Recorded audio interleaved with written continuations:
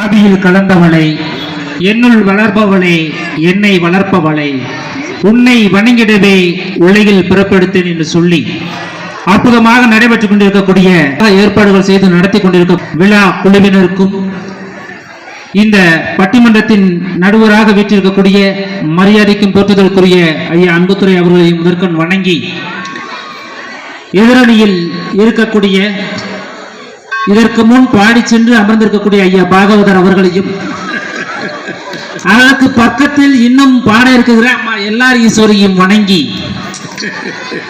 என்னோடு பாட பேச இருக்கின்ற எனது அணியினரை 2K கிட்ஸ் நாங்க எல்லாரும் சரி. எப்படி சொல்ல, இன்னைக்கு எந்த அம்மன் கோயிலா இருந்தாலும் எல்லாரும் சரி பாட்டுதே. நடுவர் அவர்களை தலைப்பு என்ன அப்படிங்கறத பார்க்காம ஐயா அறிவலன் பேசிட்டு போயிருக்காரு. ரசிகர்கள் பெரிதும் கவர்ந்தது பழைய பாடல்களா புதிய பாடல்களா அப்படிங்கறது தலைப்பு. இப்ப ஐயா எப்படி பாடலாம் பாடினாரு? பழைய ரொம்ப பழமையான 16 கிட்ஸ்ல இருக்கக்கூடிய பாடலாம் பாடினாரு. அப்படி அந்த பாடல்கள்லாம் இன்னைக்கு பாடுறதுக்கு கேட்கறதுக்கு யாராவது இருக்காங்களா? ஒண்ணுமில்ல. ஐயா 2 பாட்டு பாடினாரு. 2 பயிலுக விளையாட்டு இருந்தாங்க, வீட்டுக்கு ஓடித்தாங்க. டேய், இது நமக்கு சரியான பாட்டு இல்லை அப்படின்னு. ஐயா இன்னைக்கு பாடல்கள்லாம் பாடினா எல்லாரும் ரசிக்கிற மாதிரி இருக்குன்னு இன்னைக்கு PS கார்த்திக் மைக் செட் பாருங்க எத்தனை பாக்ஸ் வச்சிருக்காங்கன்னு. கும்பரு டப்பர கும்பரு டப்பர கும்பரு கும்பரு கும்பரு குமாரா, கும்பரு டப்பர கும்பரு டப்பர கும்பரு கும்பரு கும்பரு குமாரா, காந்த கண்ணழகி குவிட்டக்கு கூவிடு முத்து பல்லழகி சொல்லி செரவாடி, கும்பரு டப்பர கும்பரு டப்பர கும்பரு கும்பரு கும்பரு குமாரா அப்படின்னு 4 பாட்டு பாடினா இப்ப உட்காந்து கேட்கிறான் பாருங்க பயிலுக. எனக்காக ஒரு கைதிட்டு இருக்குங்க அங்க இந்த வாண்டுக்கு பூரா உட்கார்ந்து இருக்கிறாங்க பாருங்க. வந்து பாடினாரு சிவாஜி கணேசன், அப்படி பாடினாரு, இவங்க இப்படி பாடினாரு. அதே சிவாஜி கணேசன் பாடியிருக்காரு. என்ன பாடிருக்காரு? 2 மனம் வேண்டும் இறைவனிடம் கேட்டேன், நினைத்து வாழ ஒன்று மறந்து வாழ ஒன்று, 2 மனம் வேண்டும். ஒரு கல்யாணம் பண்ணியிருந்தா ஒழுங்கா இருந்திருக்கலாம்ல. நீங்க 2 கல்யாணம் பண்ணா 2 மனம் தேவைதான், அதையெல்லாம் சொல்லணும்ல. இதோட நடுவர் அவர்களே, நீ இன்னும் கொஞ்சம் பாத்தீங்கன்னா போதும் பழைய பாடல்கள இந்த வீட்டுக்காரரு குடிச்ச ஐயா அறிவுல மாதிரி குடிச்ச வீட்டுல பேசாம படிக்கிறது இல்ல. அங்க வந்து வீட்டுல வந்து படிப்பாங்க பாருங்க. அடிக்கிற கைதான் நினைக்கும், அடிக்கிற கைதான் நினைக்கும், இன்னைக்கிற வாழ்வே கசக்கும், கசக்கிற வாழ்வே இனிக்கும், அடிக்கிற கைதான் நினைக்கும். இவர் மட்டும் பாடுங்க பத்தாது, வீட்டுக்காரமை பாடுவாங்க. அந்த அம்மாவை சும்மா இருக்க முடியாம சரி மனுஷனை திருத்த முடியாது. யாரு? ஐயா அறிவலன் மாதிரி ஆக்குது. அந்த அம்மாவும் பாடுவாங்க. அடிக்கிற கைதான் நினைக்கும், இனிக்கிற வாழ்வே கசக்கும், கசக்கிற வாழ்வே இனிக்கும் அப்படின்னு. நீங்க அந்த காலத்துல உள்ள பாடல்கள் எல்லாம் பாத்தீங்கன்னா ஐயா சொன்னாரு அறிவுரை பாடல்கள் தத்துவ பாடல்கள் சொன்னாங்க. இல்ல ஒரு சின்ன பாடல் சொல்றேன், சொல்லுங்க நடுவர் அவர்கள். அன்னத்தை தொட்ட கைகளினால் மது கிண்ணத்தை இனி நான் தொட மாட்டேன். அதுக்கு அர்த்தம் என்னன்னு கேட்டா சாப்பிட்டவர்கள் தண்ணி அடிக்க கூடாது. பாருங்க எங்க நடுவர் உண்மையெல்லாம் ஒத்துக்குருவாரு. நிறைய பேருக்கு சொல்லி கொடுத்துருப்பாரு. நடுவர் அவர்களே அன்னைக்கு பாடல்களா இருந்துச்சு, அன்னைக்கு பாடல்களா அன்னைக்கு மறைஞ்சு போச்சு. அதெல்லாம் பாடினா ஏத்துக்கிற மாட்டாங்க. கிருஷ்ணா முகுந்தா முராரே, கிருஷ்ணா முகுந்தா முராரே, ஜெய கிருஷ்ணா முகுந்தா முராரே. இப்படி யாராவது பாடனா கேட்டுட்டு இருப்பாங்களா நடுவர் அவர்கள்? இந்த காலத்து பாடலாம் எப்படின்னா படங்கள்ல சொல்லுங்க நடுவர் 50 பாட்டு இருக்கு. 50 பாட்டு மட்டும் இல்ல, படம் முடிஞ்சு அந்த கதாநாயகன் செத்து போயிடுவேன், கனவுலேயே ஒரு 5-6 பாட்டு ஓட போறோம் பழைய வெடி. நடுவர் அவர்களே அந்த காலத்துல பாடல்கள் எதற்காக எழுதப்பட்டதுன்னு பார்க்கணும். ஃபர்ஸ்ட் எதுக்காக ஆரம்பிச்சாங்க? இதிகாசம் புராணம் இலக்கியங்களை மக்களிடம் எடுத்து போகணும் அப்படிங்கிறதுக்காக சினிமா மூலமும் நாடகம் மூலமும் பாடல்களை கொண்டுட்டு வந்தாங்க. அதுக்கு அப்புறம் எப்படி வந்துச்சு?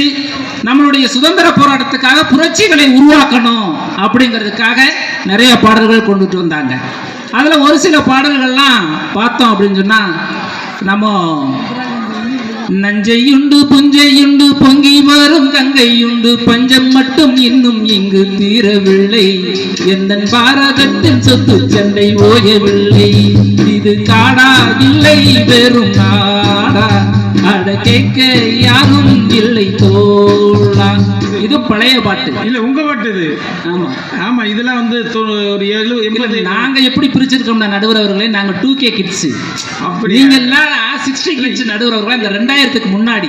இல்ல இதுவுமே உங்க பாட்டா சேர்த்துக்கறல ஒன்றும் தப்பு இல்ல. ஆனா இப்ப எங்க ஆட்களே புதுசா இளைஞர்களை உத்வேகப்படுத்துற மாதிரி பாட்டு இருக்காங்க. இன்னும் என்ன தோழா எத்தனையோ நாளா நம்மை இங்கு நாமே தொலைத்தோமே நம்மால் முடியாதா நாளை இங்கு நாமும் ஜெயிப்போமே அப்படின்னு நம்பிக்கை தரக்கூடிய பாடல்கள் எத்தனை இருக்கு. ஒண்ணும் இல்ல நடுவர்களே, அப்பாவினுடைய பெருமையை பாடக்கூடிய ஒரு பாட்டு போதும். அப்பா கைய புடிச்சு நடந்தா தெரு அழகாக மாறும் அவ ஆசைப்பட்டு கொஞ்சம் போது மீச முடி குத்தும்பாரு அப்பா கைய பிடிச்சு நடந்தா தெரு அழகாக மாறும் அவ ஆசைப்பட்டு கொஞ்சம் போது மீச முடி குத்தும்பாரு. இது அப்பாவின் பெருமை. அன்னைக்கு நீங்க காதலுக்காக நிறைய பாடல்கள் எழுதிருந்தீங்க நடுவர் அவர்களே, இல்லைன்னு சொல்லல. அன்னைக்கு பழைய பாடல்கள் பாத்தீங்கன்னா போதும். இரு பொன்விழி அசையும் அதில் தெரிக்கும் தொழி இசையும் இரு கண்விழி உன்னை மயக்கும் தாளநயம். இப்படி சொன்னா அந்த பிள்ளை கேக்குமா? கேட்காது, போயிரு. இந்த காலத்து பிள்ளைகள்லாம் இல்ல அப்பா மேலவே இப்ப போட்டிருக்காங்க, அன்புள்ள அப்பா அப்பா யாருமே ஒன்போல் மண்மேலே இல்ல. அதாவது அந்த அப்பா பத்தி இப்ப லேட்டஸ்டா ஒரு பாட்டு போட்டிருக்காங்க. அதாவது தாயை முன்னில் கண்டேன் அன்பிலே, தாயை விட பெருசா அப்பா சொல்லி இந்த காலத்துல ஒரு பாட்டு போட்டிருக்காங்க. அற்புதமா சொல்லியிருக்காங்க நடுவர் அவர்களே. இன்னும் இவங்க சொன்னாங்க அதே பாடல்களை நீங்க சொல்லணும்ல. இன்னைக்கு நல்ல பிள்ளை பிறந்துச்சுன்னா அற்புதமான பாடல்கள்லாம் கொண்டாடக்கூடிய பாடல்களா இருக்கு. அன்னைக்கு பிள்ளை பிறந்தவன பாடுறாங்க யாரு? ஐயா அறிவழகன் மாதிரி ஆட்கள்லாம். ஏன் பிறந்தாய் மகனே ஏன் பிறந்தாயோ என்னமோ அந்த பிள்ளை கேட்டு பிறந்தது மாதிரி. இல்லை என்று பிள்ளை என்று ஏங்குவோர் பலர் இருக்க இங்கு வந்து ஏன் பிறந்தாய் செல்வ மகனே அப்படின்னு பிள்ளை பிறந்ததை கூட கொண்டாட முடியாத ஆட்கள் அந்த காலத்து பாடல்கள் இருந்துச்சு நடுவர்களே. முன்னாடி எனக்கு ஒரு மகன் இருப்பான் அவன் என்னை போலவே பிள்ளை பிறக்கிற மாதிரி பாடுறேன். இன்னும் உங்க நினைப்பு மாறல நடுவர் அவர்களே, அதை மாத்திக்கங்க. நீங்க பழைய பாட்டிலேயே இருக்கீங்க. ஆனா இன்னைக்கு அந்த அற்புதமாக தன் மகள் பிறந்த உடனே அப்பா பாடுவாரு. அன்பான மகள் வந்தாள் அம்பானி நானே இந்த இன்ப மகாராஜா பெற்ற புது ரோஜா என்று மகள் பிறந்ததை கூட கொண்டாடக்கூடிய அப்பாக்கள் இன்னைக்கு இருக்காங்க நடுவர் அவர்களே. அன்னைக்கு எதுக்கெடுத்தாலும் ஒரு சோக பாடல்களாக தான் இருக்கும்.